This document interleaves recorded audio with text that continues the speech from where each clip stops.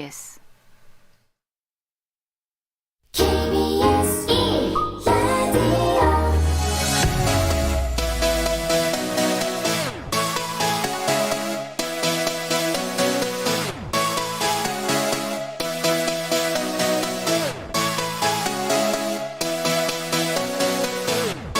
KBS 열린 토론.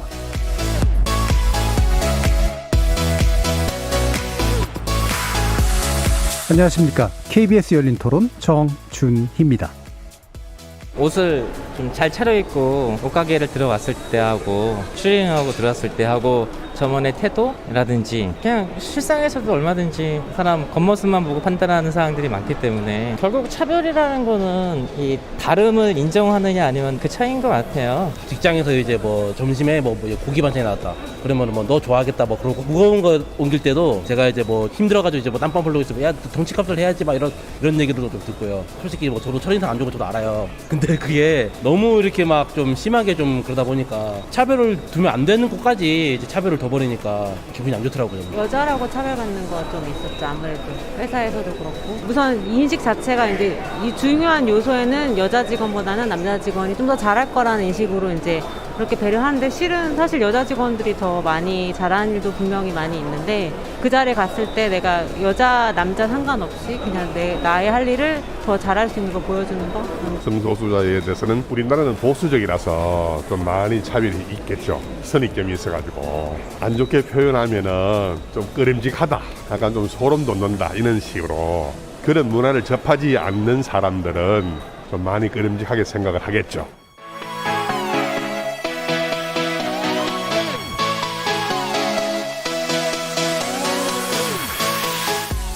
거리에서 만나본 시민들이 이 차별에 대해서 전하는 의견 어떻게 들으셨습니까?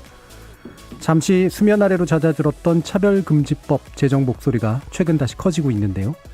자신의 성 정체성을 공개해 사회적 주목을 받았던 성소수자들이 잇따라 유명을 달리하는 사건이 발생하면서 차별금지법 제정을 통해 더 이상의 비극을 막아야 한다는 의견이 다시 힘을 얻고 있기 때문입니다. 포괄적 차별금지 법안은 지난해 6월 말 발의된 바 있는데요. 국가인권위원회에서도 법안 발의 다음 날 평등법 제정을 촉구하면서 법안 통과에 대한 기대감을 높였지만 그로부터 9개월이 지난 지금도 국회 법사위에 계류 중입니다. 차별금지 법안에 표현의 자유와 종교의 자유 침해 소지가 있다면서 강력히 반대하고 나선 종교계 일각의 격한 움직임 때문이었습니다. 차별금지법이 제때 통과되었더라면 성소수자들의 목숨을 잃는 안타까운 상황이 조금이라도 개선될 수 있었지 않았을까. 오늘 KBS 열린 토론에서는 차별금지법이 국회 문턱을 넘지 못하고 있는 배경 짚어보고 차별금지법 관련 논의가 왜 지금 우리 사회에 필요한지 꼼꼼하게 짚어보는 시간 마련했습니다. KBS 열린 토론은 여러분들이 주인공입니다. 문자로 참여하실 분은 샵9730 누르시고 의견 남겨주십시오. 단문은 50원, 장문은 100원의 정보 용료가 붙습니다. KBS 모바일 콩, 트위터 계정 KBS 오픈, 그리고 유튜브를 통해서도 무료로 참여하실 수 있습니다. 날카로운 의견과 뜨거운 참여 기다리겠습니다. KBS 열린 토론 지금부터 출발합니다. 살아있습니다. 토론이 살아있습니다. 살아있는 토론, KBS 열린 토론. 토론은 라디오가 진짜입니다. 진짜 토론, KBS 열린 토론.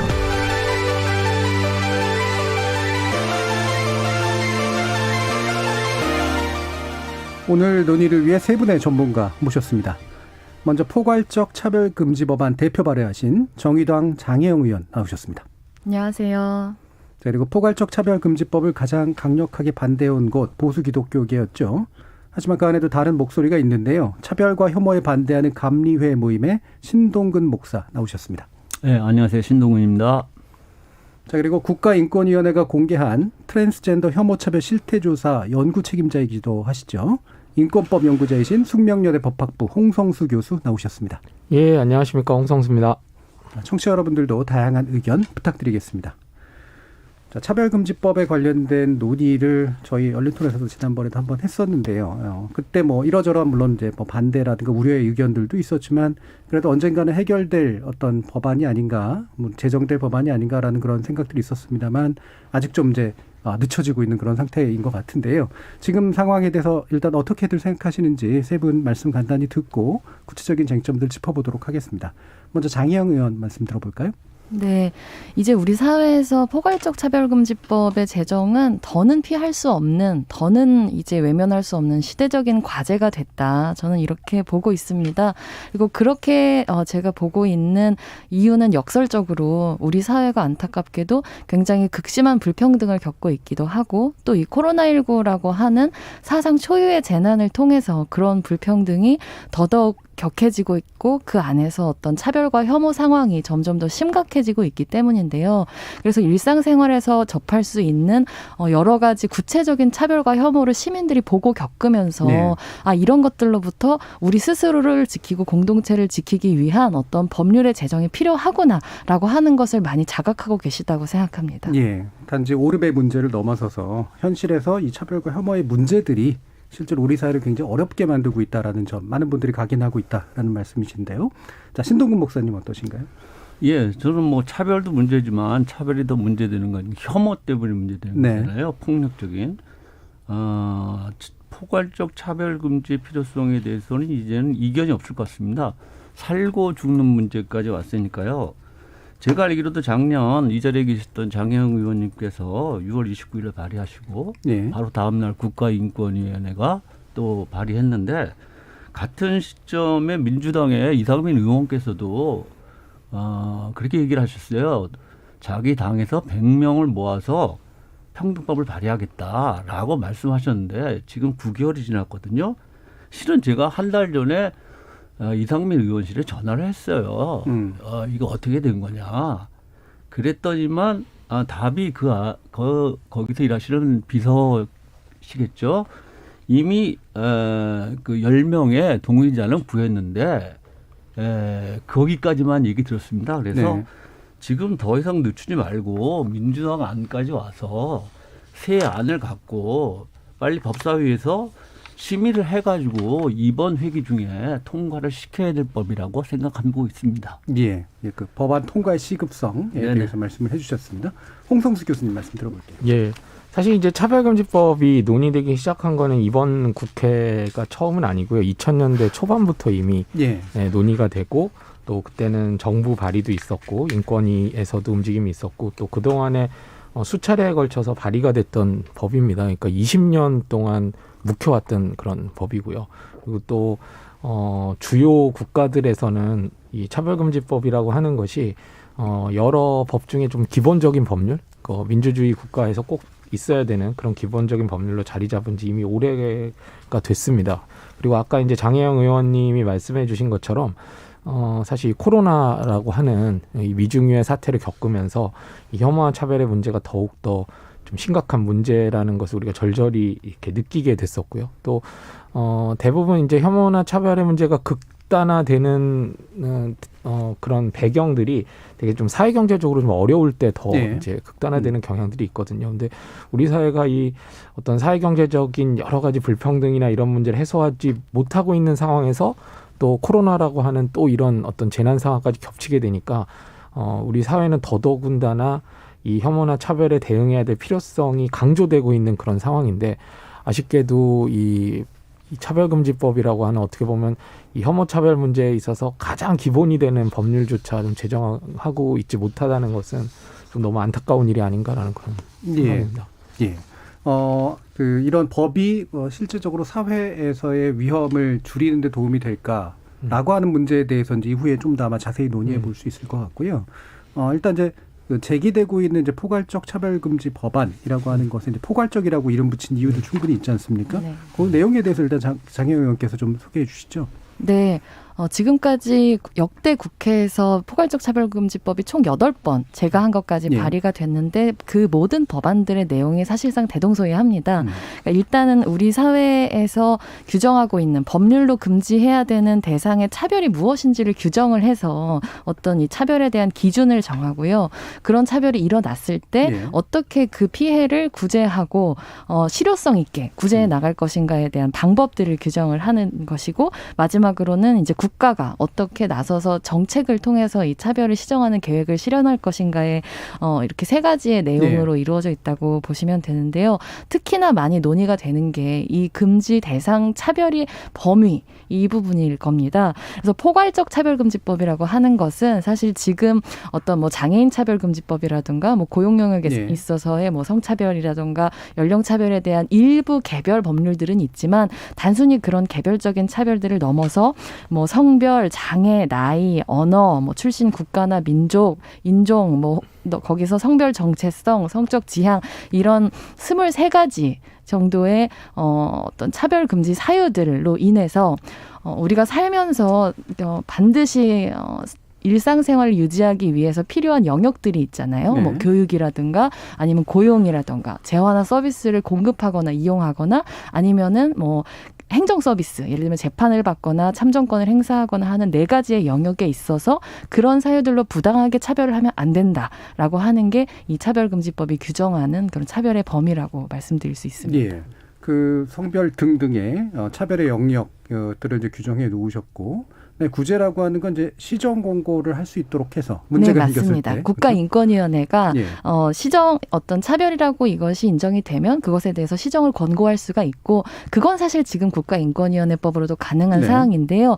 단지 권고를 하는 것에 있어서 좀 더 실효성 있게 강제력을 가질 수 있도록 하는 장치들을 조금 더 두는 것이 지금 법안의 내용입니다. 예, 그게 이행강제금 같은. 예, 맞습니다. 시정 비슷한 거죠. 명령이고 그것이 이행강제금의 형태로 나타날 수 있습니다. 예. 그리고 이제 최종적으로 이제 차별이 없는 사회를 만들기 위한 국가의 책임 뭐 이런 네. 것들을 이제 규정해 놓는 이런 내용까지도 아마 포함해 놓으신 것 같은데요. 네. 여기서 이제 그 홍성수 교수님께서도 관련된 연구를 많이 해오셨으니까 이게 이제 인권위에서 얘기하는 평등법과도 또 어떤 차별점이 있는가라고 하는 부분에 대한 궁금점도 있으실 텐데 좀 설명 부탁드리겠습니다. 예, 사실 이제 장혜영 의원이 대표 발의하신 이 차별금지 법안이 있고요. 또 이제 국가인권위원회에서 이제 제안했던 법안은 이제 평등법 시안이라는 것으로 되어 있습니다. 지금 민주당에서 의원들이 준비하고 있는 법안은 이 평등법 시안하고 뭐 유사하다라고 알려져 있고요. 아직 뭐 발의된 건 아니니까요. 그렇게 돼 있는데요. 뭐 두 법안이 몇 가지 차이는 있습니다만 뭐 본질적인 차이가 있는 건 아니고 저같이 이제 차별금지법 제정을 열렬히 원하는 사람 입장에서는 뭐 그렇게 중대한 뭐가 되든 하나가 되면 되는 거지. 일단은 뭐가 됐으면 좋겠다. 뭐 어느 쪽이 아니면 받아들일 수 없다. 뭐 이런 거는 전혀 아닌 것 같습니다. 그래서 몇 가지 이제 차이가 있다면은 이제 차별금지 사유가 이제 차별의 개념에서 굉장히 중요한데 이걸 몇 개나 어느 것을 나열할 것이냐 이게 이제 문제인데 그 숫자에서도 살짝 차이가 있고 몇 개 이제 나열하는 방식의 차이가 있습니다만 중요한 어떤 차별금지 사유는 공통적으로 다 들어갔기 때문에 그것도 뭐 중요한 문제는 아닌 것 같고요. 또 차별 행위를 규정할 때도 뭐 장혜영 의원 법안 같은 경우에 이제 단체에서의 차별금지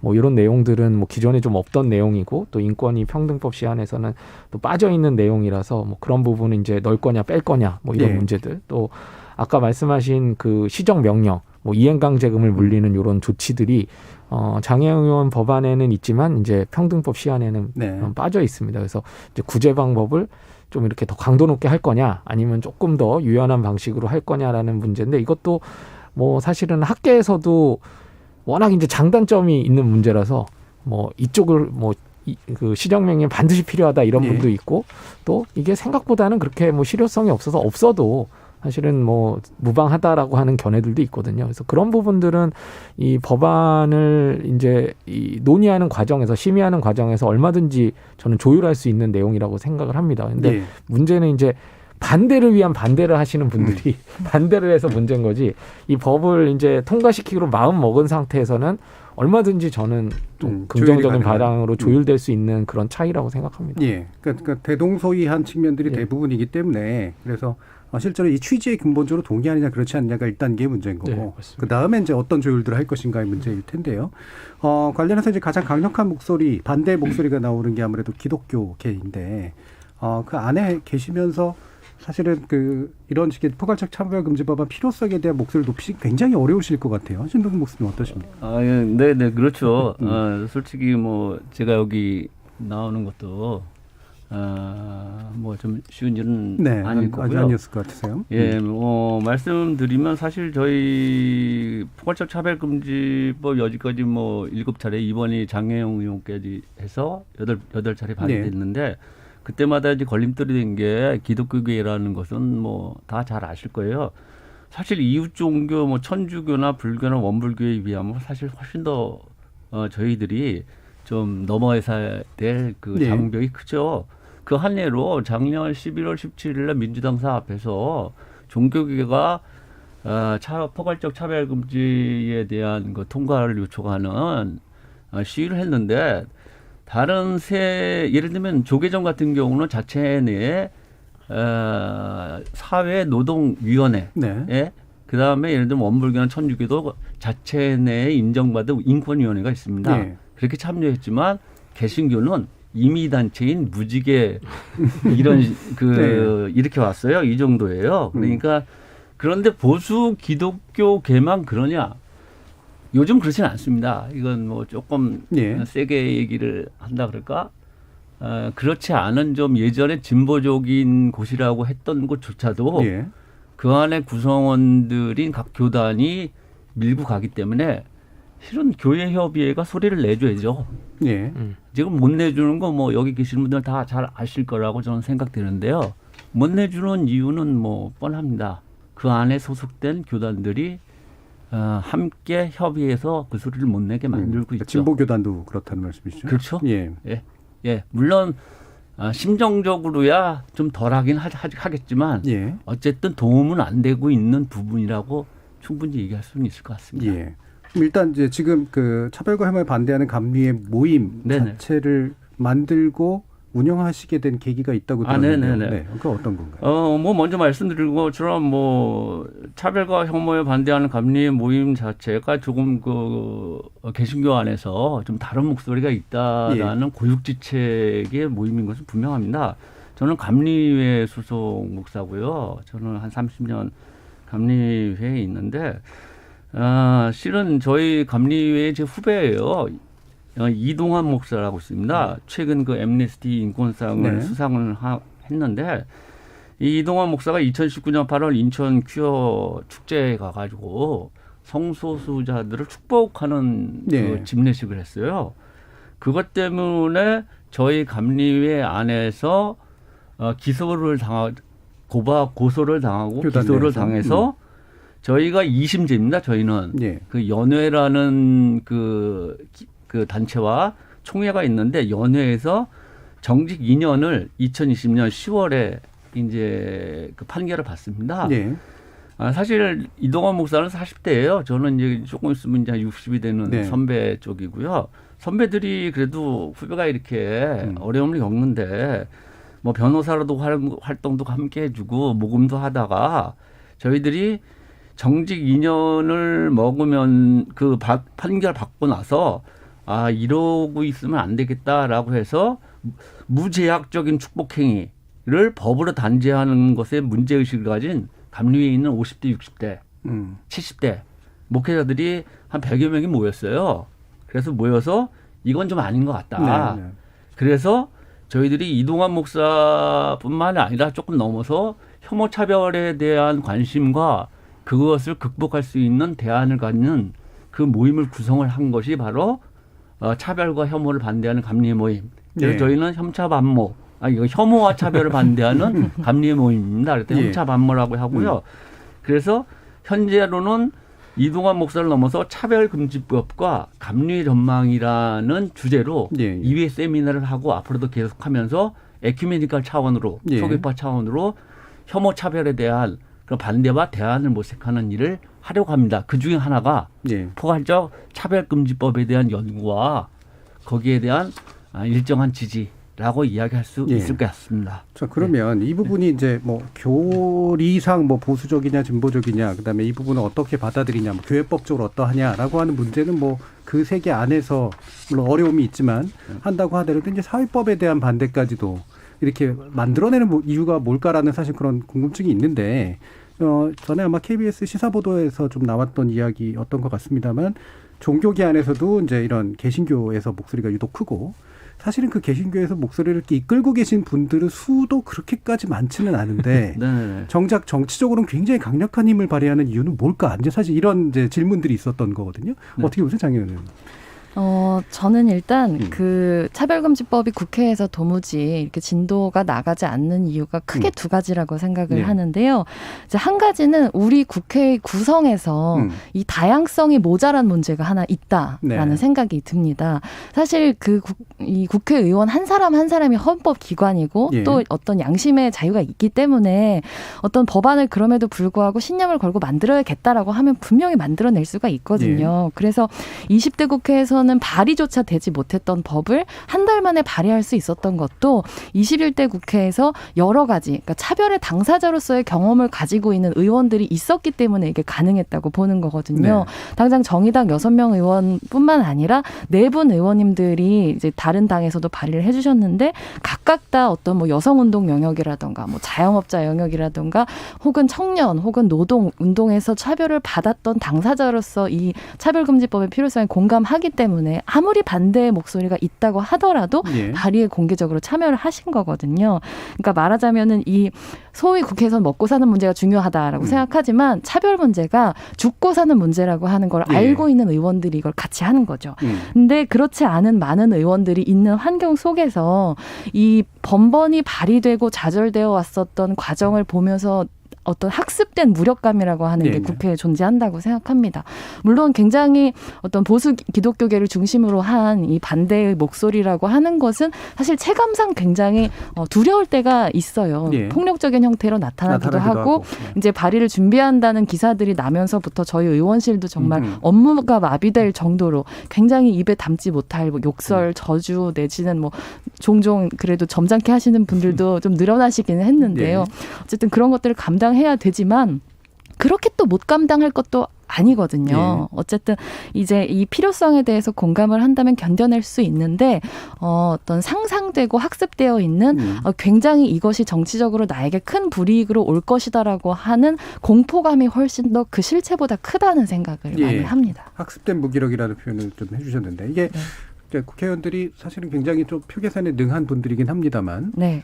사실 비례대표 같은 분들은 물론 나중에 또 이제 다시 한번 출마하고 싶으신 분들이 있겠지만 네네. 일단 비례대표라는 위치상 유리한 면도 좀 있고 그럼요. 그다음에 지역구에 계신 분들도 사실 정밀하게 계산을 해보면 네. 이게 반드시 이제 표에서 막 불리하게만 작용해서 자기들 나중에 떨어뜨리는 힘이 될까라고 생각하는 데까지 이르게 될지 모르겠는데 말씀처럼 공포감이 일단 네, 맞아요. 그렇죠? 일단 뭔가 해보면 안 될 것 같고 그게 혹시라도 티가 돼가지고 뭔가 안 좋은 일들이 일어날 것 같은. 그렇죠. 그러니까 목사님들이 의원실에 찾아오셔가지고 그 리스트를 들고 오신대요. 특히 지역구 의원님들 네네. 가운데는 그래서 지역구 선거 같은 경우에는 몇천 표 차이로 당락이 그렇죠. 결정되고 네. 이러는데 우리 교회에 있는 사람들이 당신이 이 법에 동의하면은 절대로 당신을 찍지 않을 거다. 이런 네. 방식으로 얘기를 하시니까 위력적으로 느끼시는 거죠. 네. 하지만 실제로 선거에 있어서 표라고 하는 것은 굉장히 여러 다른 가지 변수. 요인들에 의해서 정해지는 것이기 때문에 이 표가 어쨌든 한 번도 구체적으로 검증된 적이 없는 거라고 얘기를 네. 할 수도 있을 텐데 이제 그런 실체보다도 훨씬 더 커다란 힘처럼 국회 안에서 작용하고 있는 부분이 있고 그것이 다양성을 통해 제대로 뒷받침되지 못한다고 생각합니다. 예, 신목사님. 제가 하나만 더 붙이면요. 2020년 7월 21일부터 29일에서 개신교회 1,000명을 대상으로 저희 그 안에 그 오래된 그 단체인 기독교 사회문제연구원이라고 있습니다. 한 40년 된 기관에서 이제 그 연구조사를 했는데 사실 차별금지법, 기독교인입니다. 기독교인. 1,000명을 대상으로 했는데 42.1%가 차별금지법 찬성이고 38.2%가 반대예요. 예. 사실 그 국가인권위원회에서 일반 사람들을 조사했을 때는 88.5%잖아요. 네, 맞아요. 물론 거기에 못 미치지만 반반 정도는 되잖아요. 예. 하지만 체감적으로 제가 느끼기에는 아까 말씀하신 것처럼 차별금지법을 반대하시는 분들의 그 액션이나 그들의 행동이나 생각 자체가 굉장히 강하게 나가요. 네. 상대적으로 차별금지법을 좀 지지하거나 좀 동조하는 부분들은 좀 이런 말씀은 죄송하지만 리버럴하고 좀 합리적이고 좀 약해 보여요. 그리고 말 섞기 싫어하고. 예. 그런데. 그래서 저희 그 혐오와 예. 차별을 반대하는 분들도 아까 한 140여 명 계시는데 예. 가끔씩 그런 얘기 해요. 우리들은 너무 리버럴하고 합리적이고 저쪽 분들은 몇 명 안 모여도 와서 일단 큰 소리 치고 막 그런다. 조직적이고. 예, 이런 부분을 좀 나눠서 생각을 좀 해야 되는데 일단 목소리 크면 좀 강해 보이지 않습니까? 예. 예, 그런 부분을 이 기사연에서의 이 여론조사에서는 꼭 그렇지 않다라는 것은 우리가 좀 인식해야 될 필요가 있다라고 봅니다. 네, 실제로 개신교계 전체 목소리를 대표하는 것도 아닌데도 불구하고 홍 교수님은 인권 관련 문제나 차별, 또 난민 문제 이런 거에서 발언해 오시면서 혹시라도 뭐 이렇게 위협 같은 거 받으신 적은 없으십니까? 가끔 이제 그런 질문을 받는데요. 예. 사실은 뭐 저는 이제 뭐 남성이기도 하고 예. 또 그냥 대학에서 이렇게 안전하게 있다 보니까 또 그렇게 상대적으로 혐오와 차별을 협박하시는 분들도 협박이 좀 먹히는 사람들한테 하거든요. 예, 그러니까 예. 취약한 사람들을 진짜 골라서 합니다. 음. 그래서 저는 정말 비교적 그런 일도 거의 당하지 않았고 제가 뭐 힘들다고 하면 진짜 엄살이고요. 예. 목사님이나 의원님이 훨씬 더 많이 고생하실 거라고 생각을 합니다. 근데 저는 이제 뭐 정치 관련해서 좀 말씀을 드리자면 사실 뭐 저는 최근 한 10년 동안 이 꼭 차별금지법뿐만 아니라 굉장히 많은 그 인권 관련 이슈에 이제 관여를 해왔고 그 과정에서 뭐 보수 개신교라고 불리는 세력의 어떤 반대를 좀 뭐 가장 한국에서 많이 경험해 본 사람 중에 한 명이라고도 할 수 있을 것 같은데요. 근데 이제 두 가지 생각해 볼 수가 있는 것 같아요. 첫 번째는 이게 과연 개신교 신도들의 목소리인가? 네. 아까 이제 목사님도 말씀해 주셨지만 이게 사실은 차별금지법 잘 모르면서 반대하시는 분도 많고 막연하게 본인이 가지고 있는 어떤 신념하고 배치될 거라고 생각해서 반대하시는 분이 많거든요. 근데 실제로 아니 이렇게 부르면 어떨까요? 차별금지법의 구체적인 내용으로 예를 들면 학교에서 동성애자라는 이유로 차별을 받아도 된다고 생각하십니까? 이거에 반대하는 법이니까요. 차별금지법은. 예. 근데 이렇게 묻는다면 과연 여기에 반대한다고 응답하는 개신교 신자들이 과연 얼마나 될까? 또 뭐 트랜스젠더라는 이유로 어떤 직장에서 쫓겨나도 괜찮냐? 괴롭힘을 당해도 괜찮냐? 이건 금지돼야 되는 거 아니냐라고 했을 때 거기에 반대하는 신도들이 과연 얼마나 될까? 그러니까 이거는 어떤 종교적인 신념의 문제가 아니라 우리의 어떤 공공 영역이라고 할 수 있는 영역에서 이제 차별을 금지할 거냐 말 거냐라는 묻는 거기 때문에 만약 이러한 구체적인 내용을 가지고 우리가 이야기를 나눈다면은 뭐 종교와 무관하게 절대 다수의 사람들이 그건 안 된다라고 저는 이야기할 거라고 생각하거든요. 근데 이렇게 묻는 게 아니라 그냥 굉장히 왜곡된 어떤 정보라든가 아니면 그냥 추상적으로 차별금지법 찬성이냐 반대냐 이렇게 물어가지고는 사실은 정확한 의사도 아니고요. 그런 상황에서 이제 목소리 높은 분들의 목소리만 대변되면 안 되는 거다라는 걸 일단 하나 말씀드리고 싶고 또 한 가지는 사실은 이제 최근에 법이 막혀왔던 게 차별금지법만 막혀온 게 아닙니다. 법에 젠더라는 말이 들어가거나 성평등이란 말이 들어가거나 인권이란 말만 들어가면 지금 20대 국회에서는 다 막혔습니다. 21대 국회에서 된 게 거의 없어요.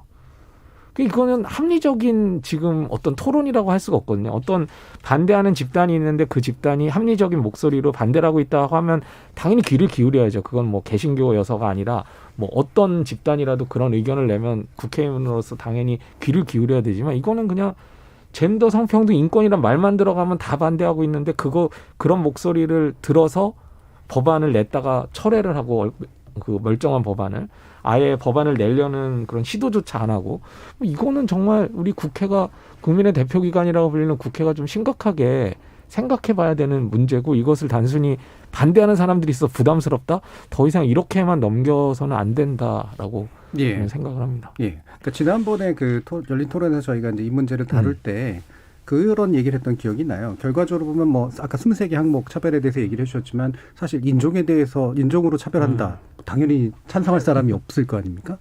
요즘에 뭐 성별 가지고도 이제 그럴 테고요.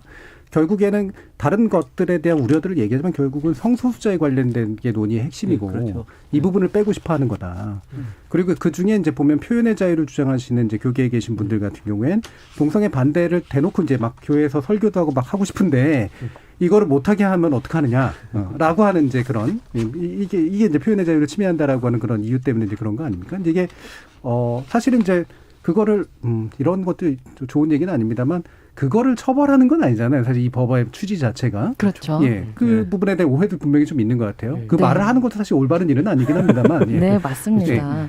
그러니까 이 차별금지법에 대해서 적극적으로 오해를 이제 조장하고 생산해내고 이제 유포하는 쪽에서 퍼뜨리는 논리 중에 하나가 이 차별금지법이 표현의 자유를 굉장히 제약하고 예를 들면은 뭐 교단에 서서 뭐 동성애에 대한 부정적인 설교를 하면 바로 잡아가서 아주 큰 벌금을 때리거나 혹은 뭐 감옥에 갇힌다 이런 굉장히 전혀 사실이 아닌 말씀들을 하시는데 차별금지법은 처벌법이 아닙니다. 기본적으로 국가인권위원회라고 하는 독립된 기관에서 차별을 시정하라는 권고를 하고 뭐 재법원에서는 이제 명령을 하는 것이지 사법적인 어떤 형사처벌의 조항이 존재하지는 않습니다. 근데 딱 하나의 이제 예외 조항이 있다면 이제 그것은 보복 조치에 대한 조항인 건데요. 그러니까 차별을 받은 사람이 이 차별에 대해서 이제 진정을 했을 때 그것을 알게 된 이제 차별을 행했다고 지목된 사람이 그에 대한 해코지를 할 경우에는 이것에 대해서 형사처벌을 하는 조항이 있는데 이건 차별을 처벌하는 게 아니고 보복을 처벌하는 거기 때문에 완전히 다른 것이죠. 근데 이제 많이들 잘못 알고 계시는 부분들이 존재하는 거죠.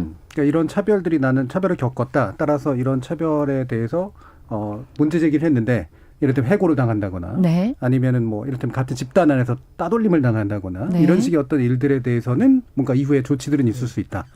예, 하지만 이제 그 이전에 어떤 표현의 영역들이나 이런 것들에 대해서 형사적 처벌을 얘기하는 건 아니다. 네, 형사적 처벌 조항 자체가 존재하지 않아요. 그래서 제가 이 차별금지법과 비슷한 법제들이 지금 국제적으로 많이 만들어져 있는데 이제 그 중에서 이제 뉴질랜드의 경우에는 93년도에 인권법이라고 하는 이름으로 그게 도입이 됐거든요. 그래서 이미 도입된 나라들의 이제 상황을 듣는 것이 이 법에 대해서 혹시 모를 걱정을 갖고 계신 분들의 걱정을 불식시킬 수 있을 거다 싶어서 대사님을 찾아가서 이런저런 말씀을 나눴는데요.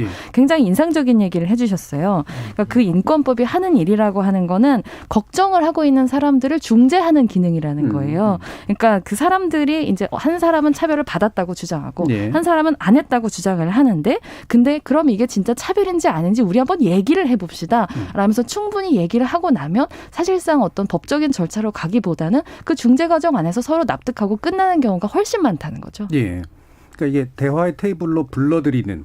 사실 맞습니다. 이게 기독교도 사실 그게 되게 중요한 모티브잖아요. 그러니까 끊임없는 역사와 대화를 하면서 우리가 함께 이야기를 해봅시다, 함께 고민해봅시다라고 하는 게 기독교 정신의 이제 상당히 중요한 부분으로 생각하는데. 그렇죠. 방금 같은 이런 이제 오해는 일부러 조장하는 걸까요? 아니면 어떻습니까? 실제로 실체가 있는 두려움일까요? 저는 뭐 지금 장 의원님 얘기에 상당 부분 동의하면서 실은 지금 유튜브에 포괄적 차별금지법을 반대해야 된다는 동영상들이 여러 개 있습니다. 또 그 출연진들도 이름을 알만한 분들이 있는데 실은 저도 그걸 봤는데 상당 부분 그 과대되고 소위 페이크 그 가짜 정보를 담고 있는 부분이 있어요. 예를 들면 지금 말씀한 것처럼 저도 이제 그 선배들도 이제 이거 물어봐요. 이런 그 동영상을 굉장히 많이 퍼뜨립니다. 교인들한테. 그러니까 보면 그런 줄 아는데 앞서 얘기했지만 동성애를 신학적으로 반대한다. 내가 성경에 동성애가 금지된다고 해석할 수 있다라고 얘기할 수 있어요. 얘기할 수 있는데 대신 혐오는 안 된다는 거죠. 앞서 얘기를 하셨는데 저도 그래서 한상희 교수님 그 건국대 법전문 그분의 논문을 봤는데 그분의 얘기가 그 얘기예요. 괴롭힘만 아니면 된다. 아까 그 장 의원님도 얘기하셨는데 괴롭힘만 아니면 되는데 그렇게 생각을 안 하고 있어요. 그러니까 설교를 못한다. 이런 설교를 하면 다 감옥 간다고 하는데 아까 말씀하신 것처럼 인권위원회가 권고사항이고 이해 강자금 정도의 것이다라는 이런 좀 제한적인 법이다라고 예. 생각을 해야 되는데 그게 아니라 이 포괄적 차별금지법이 완전 만병통치의 교회의 강단이나 목사의 어떤 권위나 이걸 다 그 끝장내게 해주는 거라는 착각들을 하고 있다는 그런 것에 대해서 좀 저희들이 좀 공부를 해야 될 필요가 있는데 예. 공부를 많이 안 하시는 게 좀 안타까운 부분이 있고 예. 실은 그래서 저희 협자반모에서 저희가 이제 조그만 모임이잖아요. 임의단체입니다. 실은 거기에 대항하는 동영상을 제작할 의도까지도 한번 해봤어요. 예를 들면 그 정도로 강한 거 아니다. 당신네들 노방전도하면서 동성애 반대한다고 할 수 있다. 예를 들면 나는 내가 목사인데 내 신학으로는 동성애 반대한다고 할 수 있다. 이렇게 대신 그거 갖고 처벌받는 게 아니라 예를 들면 장애인이나 이게 문제 있는 거 갖고 처벌받는 게 아니라 거기를 아주 괴롭히거나 거기를 혐오하고 이럴 때 차별받는 이건 다르잖아요. 네네. 그 부분에 이 차별성 결이 다른 거를 좀 이해했으면 좋겠습니다. 예. 그런 부분들을 교회가 잘 이해를 못하는 게 저도 좀 안타깝습니다. 그러니까 이게 이제 사고, 사상이라고 하는 것과 이제 그게 구체적인 행동으로 표현됐을 때의 이제 그 어떤 그 법이 바라보는 시각의 차이라고 하는 것들이 또 이 안에 또 물론 방영이 돼 있는데 제 생각에는 이분들이 이제 모르기도 하지만 약간은 이제 이런 게 하나 인정됐을 때 그 전까지 편하게 행동했던 부분들이 이제 불편하게 되는 것들에 대한 시초가 될 것이다라는 감각이 있을 거라는 생각은 좀 들거든요. 어떻게 생각하세요, 교수님? 그거는 이제 저도 이 부분을 이제 설명할 때 자꾸 이제 오해가 너무 많다 보니까 종교는 안 건드립니다. 걱정하지 마세요. 사실 이런 말을 많이 하거든요. 근데 또 종교계에서 이 차별에 반대하시는 분들은 종교가 진짜 문제인데 이거 또 안 건드린다고 너무 하시면은 그것도 또 무슨 차별금지법에 무슨 의미가 있는 거야 이렇게 말씀하세요. 그렇죠. 그 부분은 이제 저는 좀 어떻게 말씀드리고 싶냐면 일단 이제 우리가 되게 차별을 금지한다 그러니까 좀 생소한 것 같지만 사실 우리가 이미 하고 있는 차별금지가 있습니다. 대표적인 게 성희롱이거든요. 성희롱 발언을 광화문 광장에서 한다고 해서 누가 잡아가진 않습니다. 바람직하다는 얘기는 아니에요. 하지만 이제 법으로 어떻게 하진 않죠. 그리고 뭐 공공장소에서 뭐 이렇게 떠든다거나 뭐 발언을 한다거나 뭐 심지어는 뭐 이렇게 설교에서 무슨 성차별적 발언을 했다 그래서 법으로 어떻게 하는 건 아니죠. 그냥 바람직하지 않은 일일 뿐인 거죠.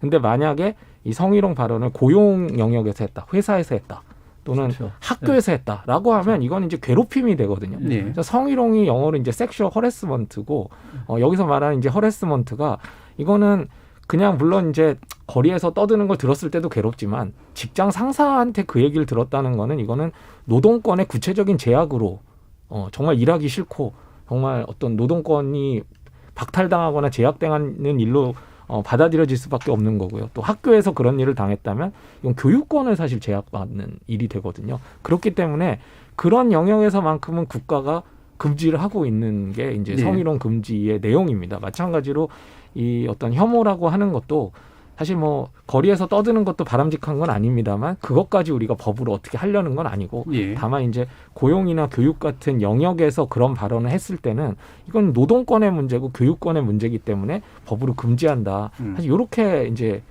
이해해 주신다면은 가장 이제 잘 설명이 될 수 있지 않을까 싶고요. 그리고 또 이렇게 얘기하면 그러면 종교는 영원히 변하지 않는 거냐? 여기에 대해서 이제 말씀을 드리자면은 사실 이제 개신교 우리 목사님 더 잘 아시겠지만 개신교 교단 중에 여성 목사 안수가 안 되는 그런 교단이 뭐 50년대만 해도 굉장히 많았습니다.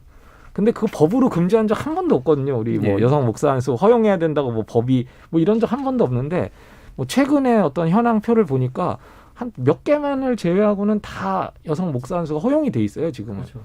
이건 뭐냐면 사회 변화에 따라서 뭐 이제 교회도 반응을 한 거죠. 근데 이거는 교회의 자율적인 판단이었던 거지 뭐 법으로 어떻게 하거나 강제한 것이 절대 아닙니다. 저는 그런 식으로 종교도 언젠가는 바뀔 거라고 기대는 합니다. 기대는 합니다만 차별금지법이 그것을 뭐 직접적으로 강제하거나 종교의 자유를 침해하거나 강요하는 그런 식의 방식은 절대 아니다라는 점을 꼭 말씀드리고 싶습니다. 그러니까 확대된 인권의식을 법으로 표현하고 그 법이 이제 사회적 의식과 다시 한번 결합되면서 이제 교회라든가 그거에 반대하던 어떤 움직임들에 대해서 변화를 유도할 수 있는 그런 정도까지를 말씀을 주셨는데요.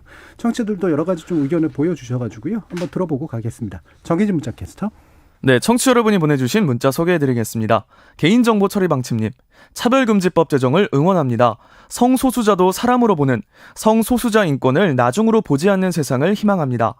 2101님, 구별하는 것을 차별한다고 하고 싫은 거 싫다고 하지 말라는 게 옳은 일인가요? 나대로님, 법 제정도 중요하지만 일부 보수 기독교계의 공공연한 동성애에 대한 혐오 주장이 더 큰 문제라고 봅니다. 법을 못 따라가는 의식 수준은 법을 무용하게 만들어버릴 수 있습니다. K80364237님, 차별금지법이 국회에서 통과된다면 종교계는 정권 퇴진운동까지 추진할 것이라고 생각합니다. 이재용님, 동성애를 지지하면 좀 어떤가요? 차별주의자들도 차별하지 말자는 게 차별금지법입니다. K79665357님, 차별금지법, 법안의 상세 내용을 풀어주면 좀 더 쉽게 이해할 수 있을 것 같습니다. 열심히 배우고 있습니다. 배진교님, 국민들은 이미 준비가 돼 있습니다. 88.5%가 찬성하는 차별금지법, 이제는 국회가 나서야 합니다 해주셨고요. 8588님, 차별금지법에서 핵심 쟁점은 결국 동성애 문제라고 봅니다. 그 쟁점을 제외하고 차별금지법을 발의해야 합니다. 릴렉스님, 차별금지법은 동성애를 지지하자는 것이 아니라 동성애자를 차별하지 말자는 것입니다 라고 보내주셨네요. 네, KBS 열린 토론. 이 시간은 영상으로도 생중계되고 있습니다. 유튜브에 들어가셔서 KBS 일라디오 또는 KBS 열린 토론을 검색하시면 지금 바로 토론하는 모습 영상으로 보실 수 있습니다. 지금 방송을 뜨고 계신 청취자 모두가 시민 농객입니다. 계속해서 청취자 여러분들의 날카로운 시선과 의견 보내주세요. 지금까지 문자캐스터 정의진이었습니다. 토론이 세상을 바꿀 수는 없습니다.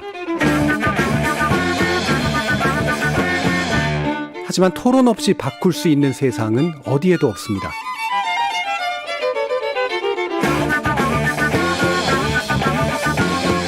세상의 선한 변화를 갈망하는 당신. 정답이 아니라 질문의 힘을 믿는 당신. 우리 KBS 열린 토론에서 만납시다.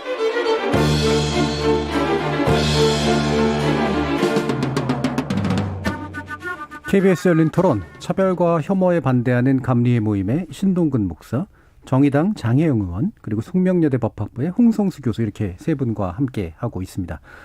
자, 지금 아까도 이제 그 청취자께서 보내신 의견 중에 보면은 구별하는 걸 차별한다고 말하고 싫은 건 싫다고 하지 말라는 게 옳은 일이냐라는 그런 의견 주신 분과, 또 물찬제비님이 이런 질문도 주셨어요. 회사 동료인 동성애자에게 나는 동성애를 지지하지 않는다고 말하면 차별금지법에 저촉되나요? 라고 하는 질문들 풀어 좀 주시죠. 장혜은 어떻게 풀어주실까요? 네, 뭐 싫은 걸 싫다고 할 자유가 우리에게 있지만 홍성수 교수님이 쓰신 책이 저는 굉장히 그 제목을 좀 돌려드리고 싶은데, 말이 말일 때가 있지만 말이 칼이 될 때가 있는 겁니다. 왜냐하면 우리가 살아가는 세상이라고 하는 게 누구에게나 완전히 평평한 세상이라면야 모든 말들은 그저 말이겠지만 뭐 어떤 사람들에게는, 예를 들면은 우리 사회를 살아가는 트랜스젠더들에게는 어떤 선거 시기에 굉장히 우리 사회에 많은 권력을 가지고 있는 정치인들이 나와서 뭐 퀴어 퍼레이드는 사람들이 보이지 않는 곳에 가서 해라라고 하는 것이 정말 살고 죽는 문제, 나의 존재 자체를 세상에서 부정당하는 문제, 그래서 심한 경우에는 정말로 스스로 목숨을 끊는 문제까지도 갈 수 있는 엄청난 폭력이 될 수 있는 거거든요. 그건 그냥 입 밖을 떠난 몇 마디 말일 수 있지만 실제로는 한 사람을 폭력으로 목숨을 잃게 하는 무기가 될 수도 있는 겁니다.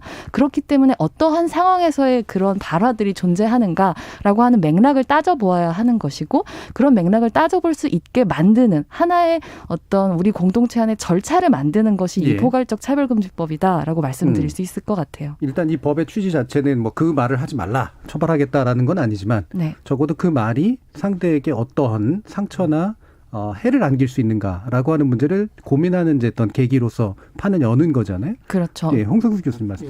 뭐 실제로도 그렇습니다. 이제 어떤 발언 하나하나가 어떻게 문제가 될까라는 것을 얘기하기는 사실 쉽지 않습니다. 이런 맥락이라는 게 있으니까. 근데 이제 만약에 어떤 직장 내에서 나는 뭐 동성애 반대한다라든가 뭐 난민을 반대한다 뭐 이런 얘기를 했다라고 했을 때 그것이 이제 그걸 가지고 만약에 뭐 인권위에 진정을 제기한다거나 아니면 회사 내에 있는 분쟁 해결 기구에 진정을 제기한다면 진정은 접수는 될 겁니다. 예. 그냥 문제는 문제거든요. 근데 그런 발언 하나 했다고 해서 뭐 직장에서 쫓겨난다거나 징계를 받고 이런 것이 아니라 한번 생각해 볼 수 있는 여지를 마련하는 거죠. 아, 이것이 당신의 의견이라는 생각으로 이렇게 말을 했지만 그런 말을 했을 때 우리 회사 안에 성소수자가 있을 수도 있고 또 그런 사람이 그런 말을 들었을 때 과연 이 직장에서 제대로 본인의 어떤 권리를 노동권을 보장받을 수 있겠냐 이런 얘기들을 이야기 나누면서 이제 그런 문제들은 우리가 반성적으로 해결하는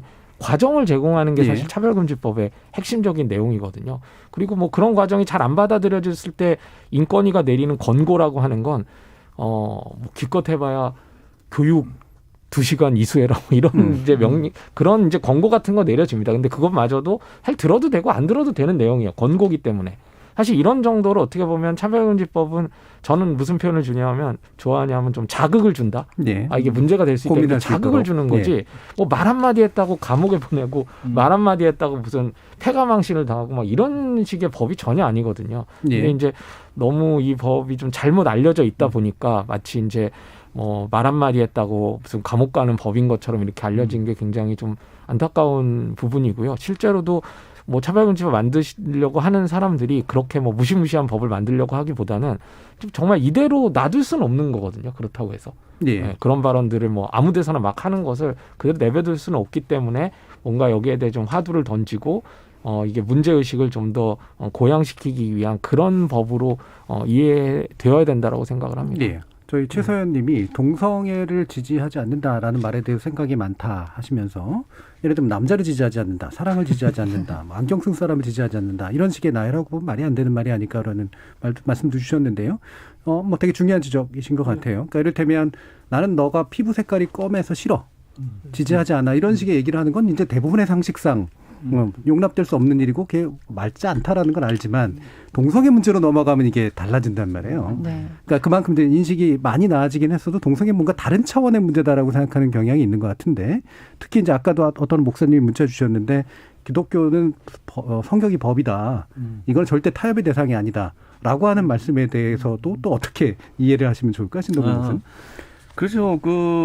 특히 이제 교회에서 이제 동성애에 대한 부분을 얘기를 할 때 이제 성경에 나와 있는 그 여러 군데의 문자 그대를 그것을 갖고 기준을 삼죠. 예. 예를 들면 저희는 오직 성경이라는 그런 게 강하게 내려온 곳이기 때문에요. 네. 그런데 사실 몇 군데 몇 군데 있습니다, 여러 군데. 그래서 제가 그 부분을 갖고 우리가 좀 저는 아까 요 얘기를 아까 차별금지법에 대한 부분에 대한 어떤 제약적인 부분에 대한 연구도 필요하고 공부도 필요한 것처럼 이 부분도 연구를 해야 될 것 같아요. 저희 제가 속해 있는 감리교의 수장이신 분이 감독회장님인데 감독회장님의 워딩을 그대로 말씀드리면 그분이 최근에 인터뷰한 것에 이렇게 얘기를 하고 있어요. 원칙적으로 차별은 안 된다. 그렇지만 동성애는 근본적으로 다른 사안이다. 시간을 두고 깊이 연구하고 논의해야 된다. 우리는 연구도 하기 전에 분열되어 있다. 앞으로 연구하자. 저희 대표 되시는 분 얘기예요. 저희 동의하고 있고요. 예를 들면 성경에 대한 부분을 얘기하는데 제가 그래서 그 중에 한 군데를 뽑아왔어요. 예를 들면 고린도전서 6장의 9절부터 10절까지 있는 얘기인데 여기 다 얘기 못 하겠어요. 죄의 종류를 한 10가지를 나열을 해요. 그중에 뭐 어떤 건 동성연애도 있고 간음, 술 취한 거 뭐 등등 얘기를 하는데 왜 유독 동성애 프레임만 이렇게 강하게 얘기를 하는지 모르겠어요. 한때 이 동성애 프레임 전에 무슨 게 있었냐면 이슬람 프레임이 있었어요. 그럼 이슬람 전에 뭐가 있었죠? 공산당 프레임이 있었어요. 예? 이거 죄송한데 이 기독교는 타 종교하고 달리 좀 이분법적인 성향이 좀 강하게 들어있는 이데올로기가 있어요. 어디 한쪽에 좀 악을 좀 선거하게 이런 부분인데 그러면 이렇게 얘기할 수 있죠. 제가 지금 혹시 방송 들으시는 분들 고린도전서 6장 9절부터 찾으시면 나올 거예요. 그러면 그중에 왜 유독 다른 건 다 관대할까? 예를 들면 그중에 간음이라고 있는데요.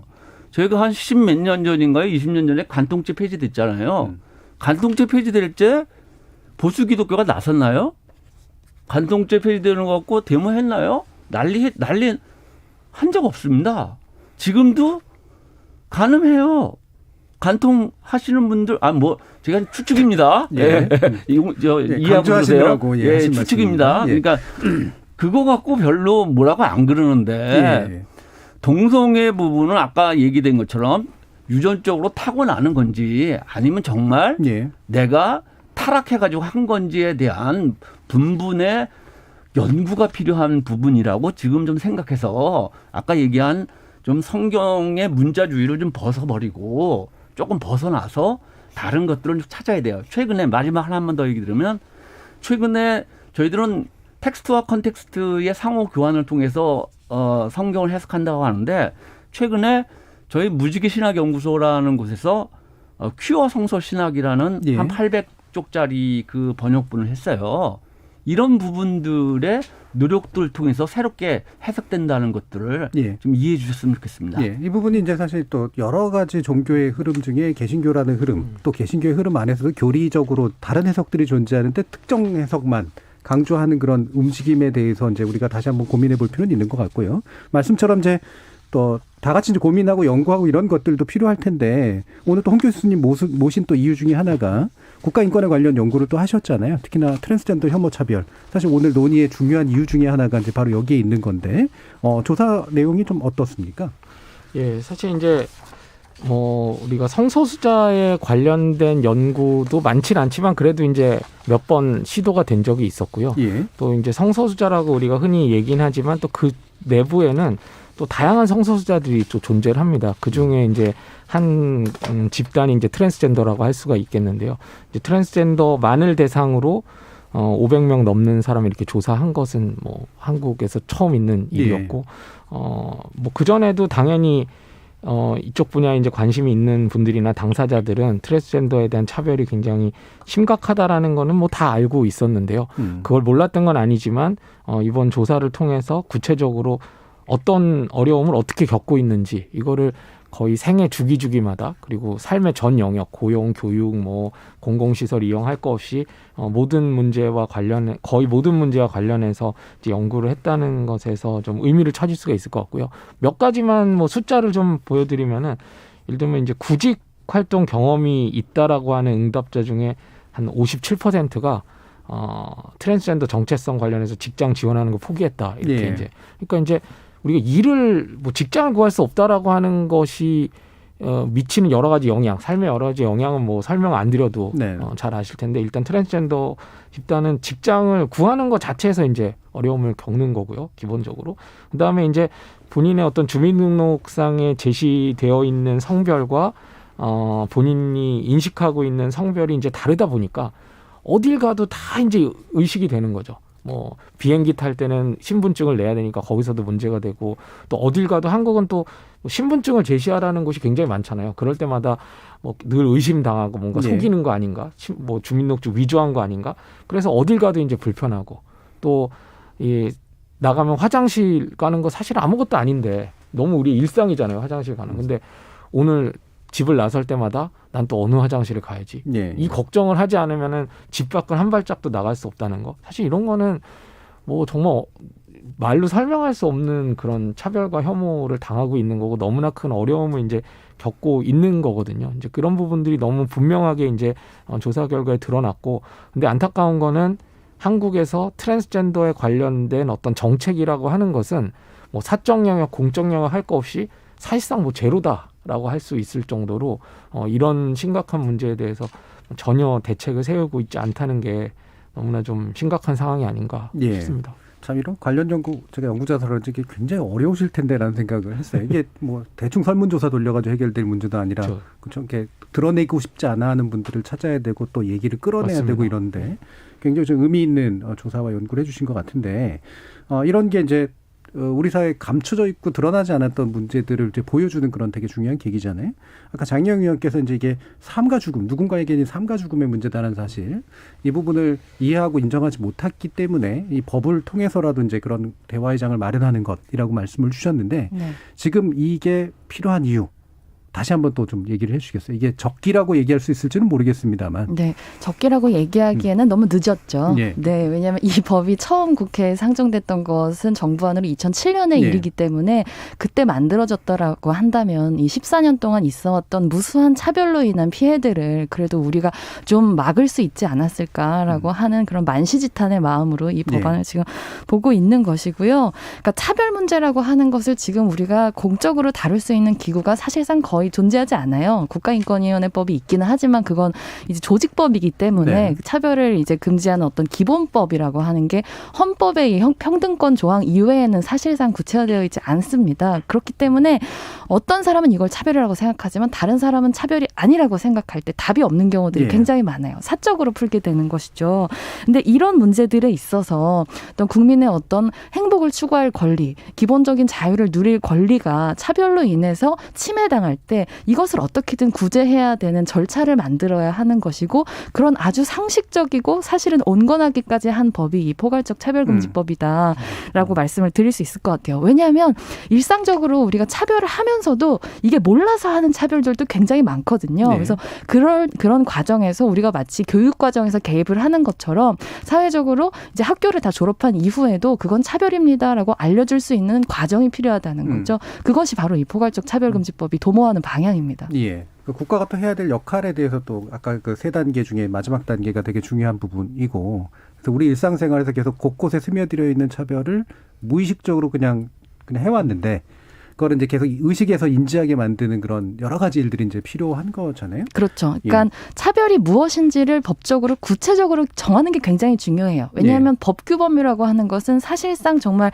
어떤 국가의 강제적인 규범이기 때문에 그것이 차별이다라고 하는 토대 위에서 우리가 논의를 할 수 있는 것이므로 이것은 우리 전 사회적으로 굉장히 광범위하게 통용될 수 있는 하나의 차별의 기준이 될 수 있는 거거든요. 벌써 거기서부터 굉장히 많은 다양한 변화들이 시작될 수 있고 뭐 최근에 예를 들면 그 AI 뭐 이루다라고 하는 서비스에서 그 이제 서비스 AI가 어떤 차별적인 발언들을 학습해가지고 다시 재생산하는 문제가 있었는데 그것도 만약에 우리에게 차별금지법이라고 하는 게 있었다면 그런 AI나 이런 기술을 개발하는 규범에도 분명히 영향을 미쳐서 이런 차별금지 규범 안에서 무언가를 개발해내는 이제 그런 환경들이 조성될 수 있었을 거라고 생각합니다. 예.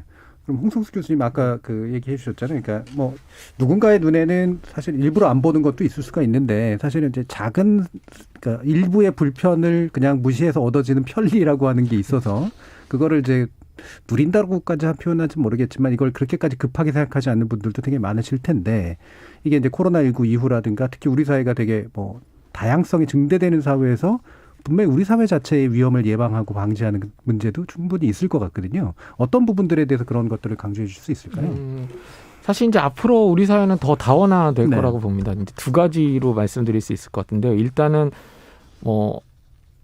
기존에는 사실 사회에서 많이 활동을 안 했던 그런 소수자들이 점점 목소리를 낼 겁니다. 뭐 너무나 정당한 일이죠. 뭐 예를 들면 장애인들이 예전에는 이제 시설에 갇혀서 살고 있던 분들이 많이 있었지만 앞으로는 그냥 사회에 나가서 직장도 다니고 또 학교도 다니고 하면서 그냥 보통 시민들이 사는 것처럼 사는 일들이 앞으로 많이 늘어날 겁니다. 이거는 장애인 숫자가 늘어나는 건 아니지만 봤을 때는 늘어난 것처럼 이제 느끼게 되고 더 더불어서 살 수밖에 없는 그런 상황이 전개가 되는 거죠. 마찬가지로 뭐 동성애자 집단이나 뭐 트랜스젠더 집단도 지금보다 훨씬 더 우리 전문 용어로 이제 가시화된다라고 표현하는데요. 드러내놓고 이제 자신의 정체성을 드러내고 이제 살게 되겠죠. 당연히 정당한 일이고요. 또 숫자가 그냥 늘어나는 집단도 있습니다. 예를 들면 이주자 집단은 늘어날 거예요. 앞으로 우리 인구가 이제 역삼각형 모양이다 보니까 결국에 이 노동력의 문제를 이주로 해결할 수밖에 없는 부분이 있을 거고요. 또 고령자 혐오도 요즘 굉장히 큰 문제거든요. 고령자 숫자도 당연히 이제 늘어날 수밖에 없는.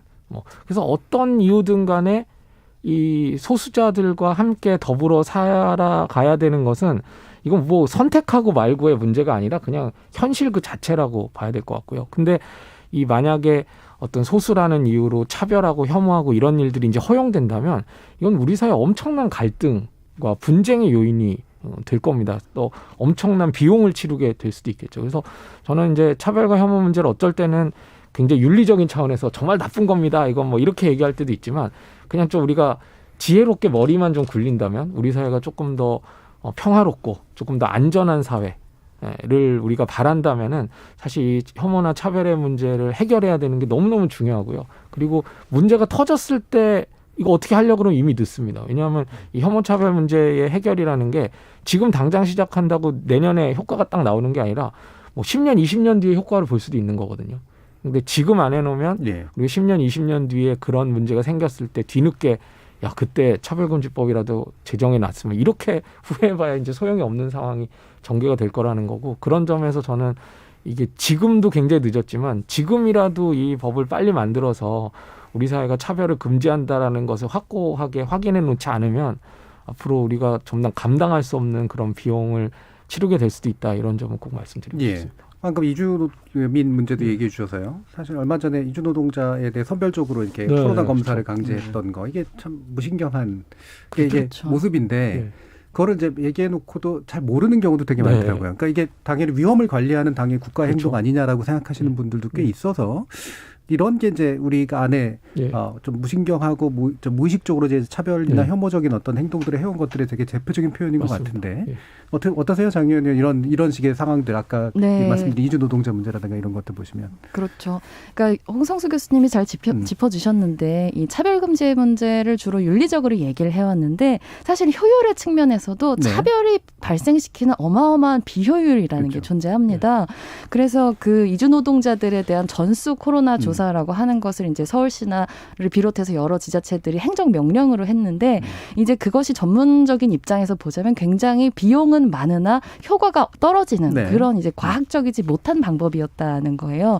일단은 전수조사라고 하면서 이제 서울시가 예상했었던 인원수는 이제 8만여 명일 것이다라고 얘기를 했는데 실제로 그 검사를 받으러 갔던 분들은 30만 명이었거든요. 예.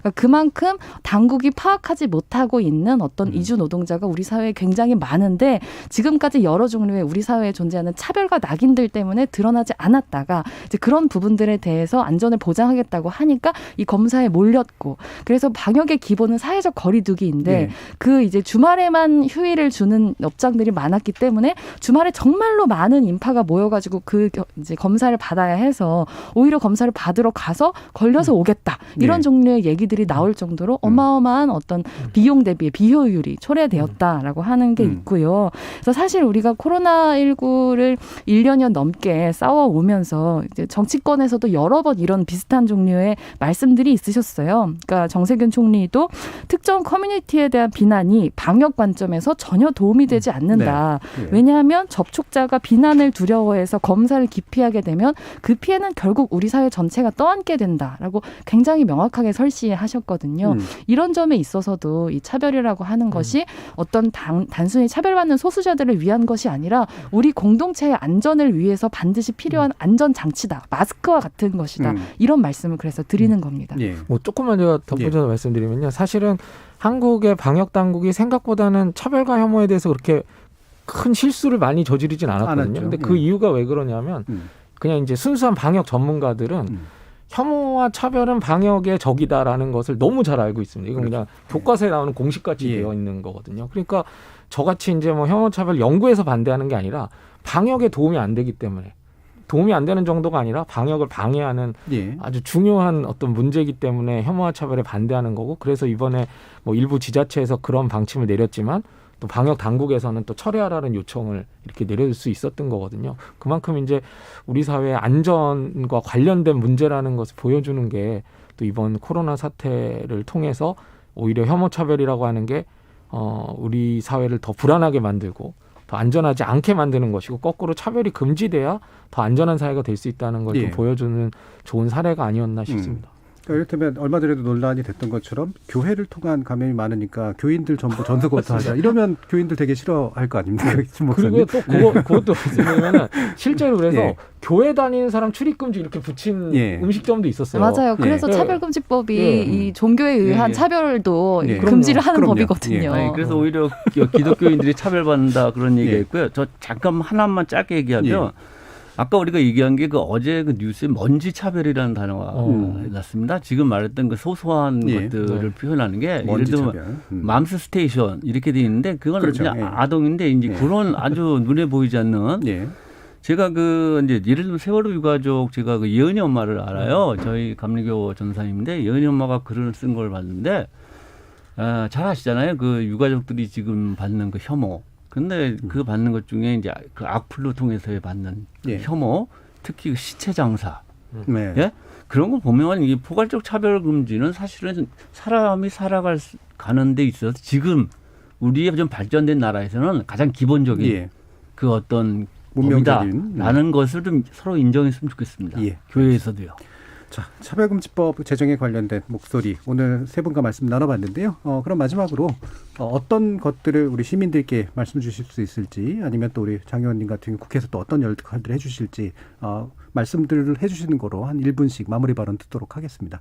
이번에 신 목사님부터 한번 들어볼까요? 저는 어쨌든 교회에서 왔으니까 교회 쪽의 입장을 좀 얘기할게요. 그러니까 포괄적 차별금지법을 제가 공부해 보니까 그렇게 어떤 그 대단한 그 괴물과 같은 어떤 법이 아니다. 지금도 교수님이나 의원도 얘기하셨지만 사실 상당히 제약이 있는 겁니다. 그런 걸 좀 이해하셔서 첫 번째로는 표현의 자유를 목사님도 그렇게 많이 제약하지 않는다. 신학적으로 얘기를 해도 된다. 두 번째로는 교인들이나 목사님들이 성경에 나오는 율법의 각 조항의 준수보다는 보편적 기독교인 이념인 사랑과 용서, 이런 공존, 혐오 차별을 넘어서는 이것이 오히려 더 기본적인 용어로 얘기해도 동성애하지 말라라는 얘기보다 사랑하라는 얘기가 수백 배 많습니다. 그걸 좀 받아들이고 어떻게 하겠어요? 소수자들 있는데 그럼 그들 죽는 거 그러면 그냥 방관하시겠어요? 기독교인인데 그럴 수는 없잖아요. 지금 예를 들면 성소수자 3분이 돌아가셨잖아요. 그럴 수 없으니까 이런 차근법이 그렇게 그것도 괴물과 같은 법이 아니니까 일단 만들어 놓고 그다음에 연구를 좀 하자. 성소수자나 성경에 대한 그런 쪽을 좀 저희 교회에서 생각해 줬으면 좋겠습니다. 알겠습니다. 홍성수 교수님. 아까도 말씀드렸지만 사실 이게 20년 넘게 해묵은 과제고 이제는 정말 제정이 돼야 되는 것 같고요. 최근에 또 여러 가지 코로나로 인한 우리 위기라든가 이런 것들을 통해서 차별금지법 필요성이 더 분명해지지 않았나라는 생각입니다. 더 이상 어떤 반대를 위한 반대가 아니라 좀 제정 자체를 위해서 좀 힘을 모아야 될 것 같고요. 그 과정에서 저는 소소한 논점들, 사실 차별금지법이나 평등법 예시법안이나 완벽한 법안일 수는 없겠죠. 논의 과정에서 얼마든지 부족한 면이 있으면 채워나갈 수 있을 겁니다. 그래서 그런 부분들에 대한 논의로 좀 저는 우리 사회가 좀 힘을 더 모아야 되지 않을까 생각합니다. 장혜영 의원님 말씀입니다. 네, 이제 올해 6월 29일이 되면은 제가 포괄적 차별금지법을 발의한 지 딱 1년이 되는 날이 되는데요. 1년이 되기 전에 좀 이 법이 제정될 수 있도록 정의당을 비롯해서 이제 차별금지법 제정연대라고 하는 어떤 시민사회단체의 큰 우산 조직이 있는데 이제 거기에서도 시민들과 함께 다시 한번 반드시 이 제정을 해내겠다라고 하는 일념으로 여러 가지 이제 활동들을 펼치고 있기 때문에 시민들께서 적극적으로 그 활동에 함께 해주시면 좋겠다는 말씀드리고 싶고요. 당장 그 구체적인 방법은 이제 4월 국회에서 이제 여당에서 이 평등법을 발의를 해주시면 정말 대한민국 국회에서 처음으로 법사위에서 이 차별금지법과 병합돼가지고 소위에서 구체적인 심사를 하게 될 거고 그 비로소 토론다운 토론이 좀 이루어지는 모습을 볼 수 있게 될 거라고 이제 기대를 하고 있고요. 이제 정치권에서 이 포괄적 차별금지법 입법을 이제 미루면서 대는 핑계가 사회적 합의라고 하는 핑계가 있는데 인권이라고 하는 것은 비타협적인 것이지 어떤 사회적 합의의 대상이 아니라는 점을 좀 말씀드리고 싶어요. 왜냐하면 반대로 차별을 우리가 사회적으로 합의하면 그럼 우리는 차별을 입법할 거냐. 그것이 이상하다는 건 모든 분들이 아시잖아요. 우리가 노예제를 많은 사람들이 찬성한다고 해서 우리가 노예제를 법률로 입법하지는 않을 겁니다. 모든 사람들의 차별받지 않고 평등할 권리는 합의의 영역이 아니라 우리가 지켜내야 되는 비타협적인 우리 공동체의 가치인 것이고요. 그러니까 우리 이 방송 지금 듣고 계시는 모든 분들께서 한 분 한 분 존엄하고 또 유일한 존재이시듯이 여러분께서 우리가 싫어하는 사람들도 정확하게 우리 스스로와 마찬가지로 존엄한 존재다. 이제는 이런 전제 위에서 우리 공동체를 미래로 나아가게 해야 한다고 봅니다. 자, 오늘 차별금지법 관련 토론 세 분 함께해 주셨는데요. 숙명여대 홍성수 교수님, 그리고 감리의 모임의 신동근 목사님, 그리고 정의당 장혜영 의원님 세 분 모두 수고하셨습니다. 감사합니다. 감사합니다. 감사합니다. 자신의 이익이 조금이라도 깎이는 건 한치도 용납하지 못하면서 다른 이의 인간적 존엄을 부정하는 데는 서슴없는 사람들이 있습니다. 당장 이번 재보궐선거 과정에서도 소수자에 대한 차별적 의식 드러내고 나서도 아무런 부끄러움 느끼지 않았던 유력 정치인이 있었을 정도죠. 강하게 뭉친 차별적 소수의 과잉된 목소리로 인해 강하게 뭉치지 못한 소수에게 가해지는 차별, 손 놓게 바라봐야 한다면 그건 전근대적 폭력의 합법성이라는 의미를 부여해주는 정치가 아닐까 싶습니다. 지금까지 KBS 열린 토론 정준이었습니다.